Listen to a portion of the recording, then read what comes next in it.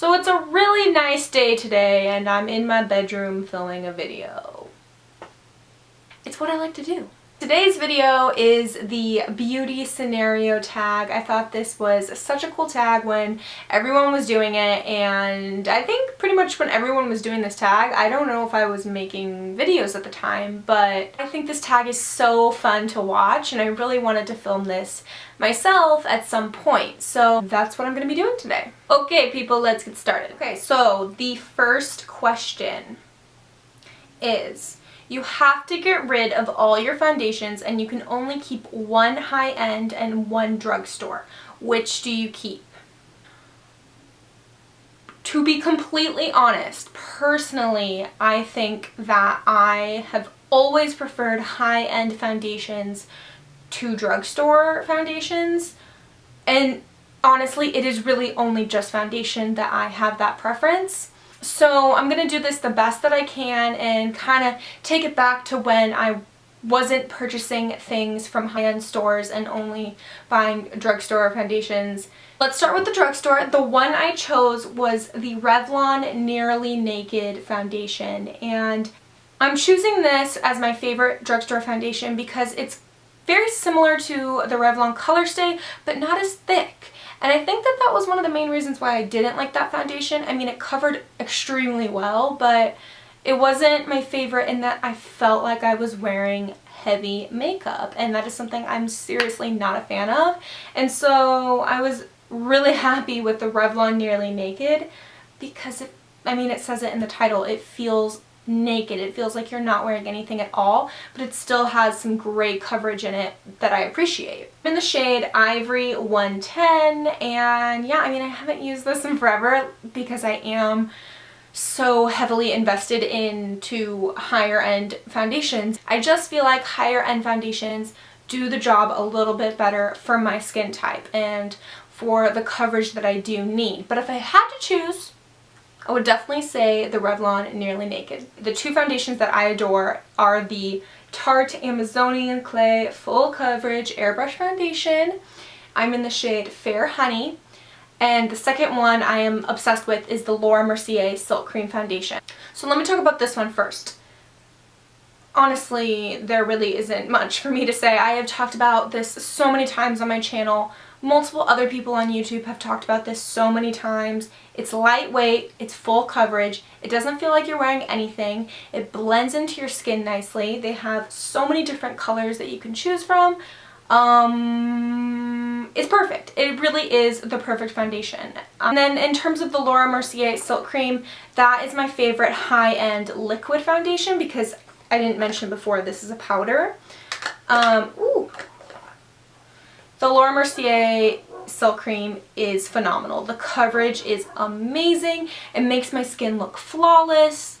I really like the scent of it. I know that's weird, but it smells really nice, and it's a good one. It's one of my favorites. Okay, so question number 2 is, you go for an interview and the lady interviewing you has lipstick on her teeth. Do you approach the subject or ignore it completely? This question is actually not that hard for me to answer. I know I wouldn't say anything only because I get so nervous when I go to interviews, and I am constantly thinking about like myself, what I look like, what I'm thinking, what I'm saying out loud, and I get really nervous at interviews, I'm not gonna lie.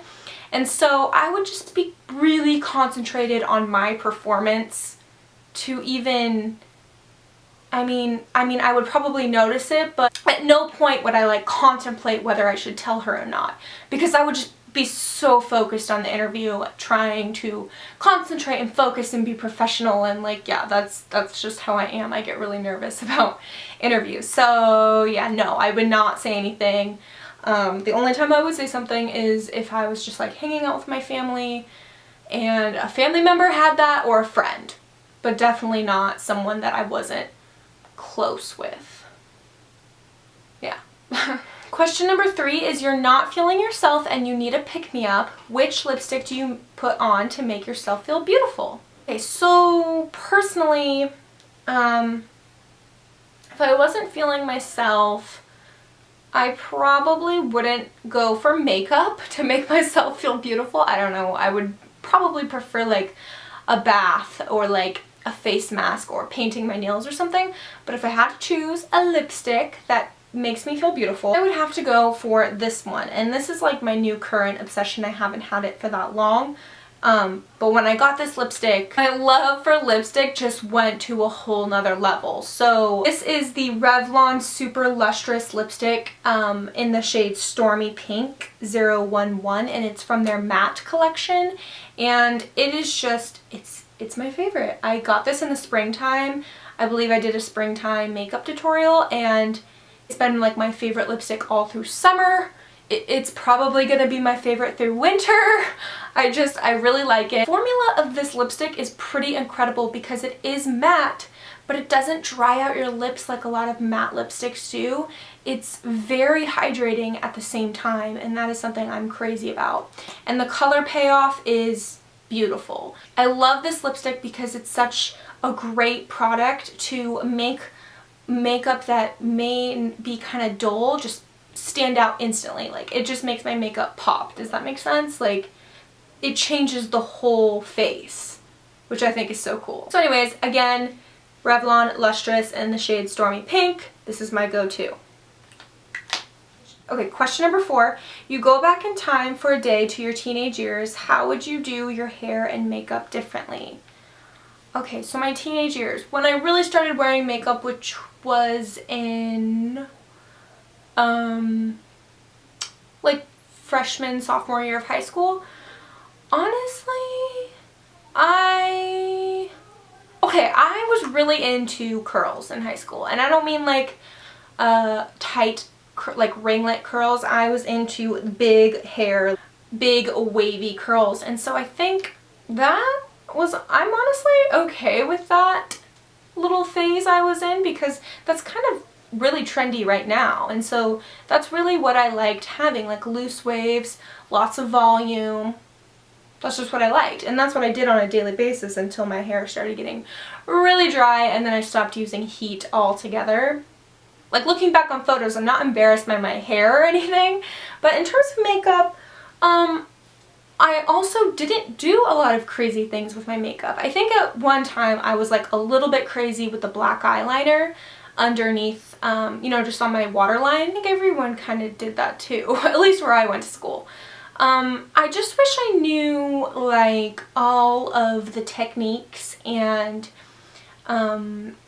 tips and tricks that I know now, and how to apply things correctly and using a lighter hand. I think that that is something that I wish I knew when I was younger. However, I also did start watching YouTube pretty early on. Like, I wish I started YouTube when I was in high school. I didn't have the guts, but I definitely think that I taught myself a lot watching YouTube.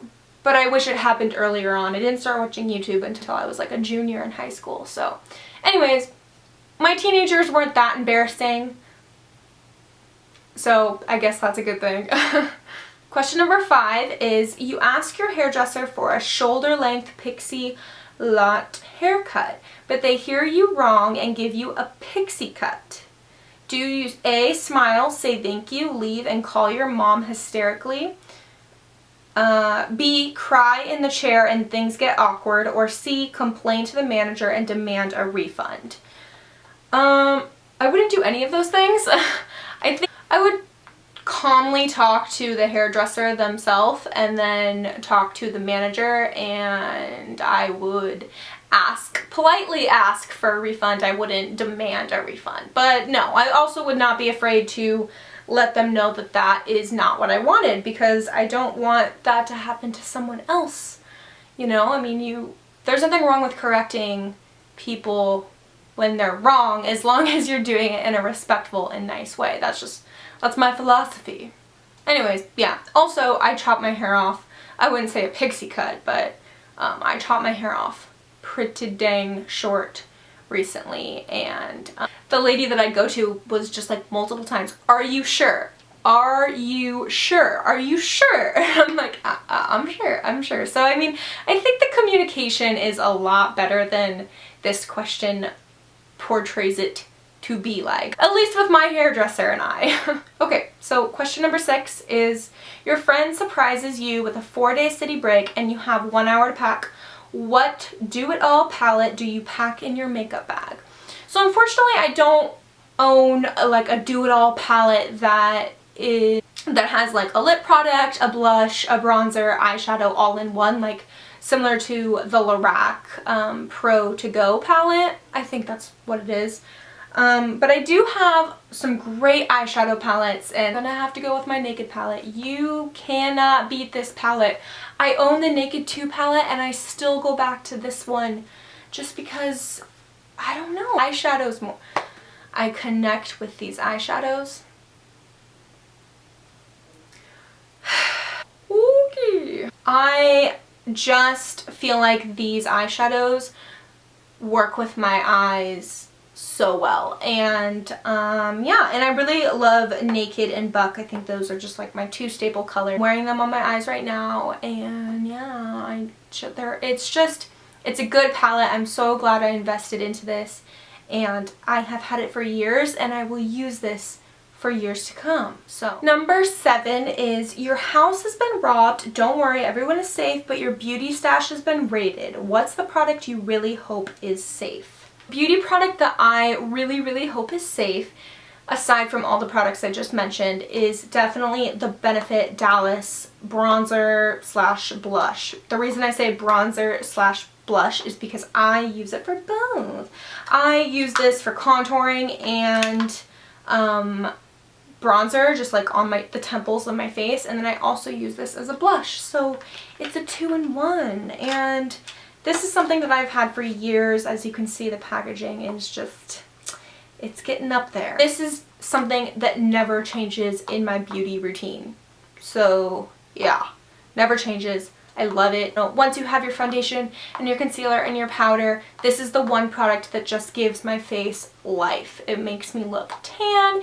It's something that you can use in the winter time and the summertime and the springtime. It doesn't matter what season, this product just brings color into your face subtly and naturally, but in a really apparent way. Like, it's noticeable, but not like the bad noticeable. It's awesome. I highly recommend this product, and I always have. And the last question, question number 8, is, your friend borrows your makeup and returns it in awful condition. Do you A, just pretend you haven't noticed, B, ask them to repurchase it, or C, secretly do the same to something of theirs? Oh, personally, what I would do is probably confront them about it. Okay, I'm really not choosing any of the answers that they give me. I'm doing what I would actually do, but I don't know if that's the point of this video. I would not pretend I didn't notice it, but I would confront them about it in a nice, respectful way, and I would not ask them to repurchase it. Just because, I don't know, I mean, if it was actually their fault, that would be rude of them, but I still don't think I would have the guts to be like, so can you go buy me a new one? I don't know. I would definitely confront them about it and be like, oh, you know, what happened? I would ask them what happened. Yeah. I mean, maybe it was an accident. But no, I don't think I would ask them to repurchase it. So, yeah. I hope you enjoyed this tag. This was fun. This was interesting. I watch all these videos on YouTube, and so I really wanted to do this myself. Let me know in the comments below if you guys want to see any more tags that are trending right now. Don't forget to like this video if you liked it, and yeah, subscribe to my channel. Thank you. But seriously, thank you for watching. I'll see you guys in my next video.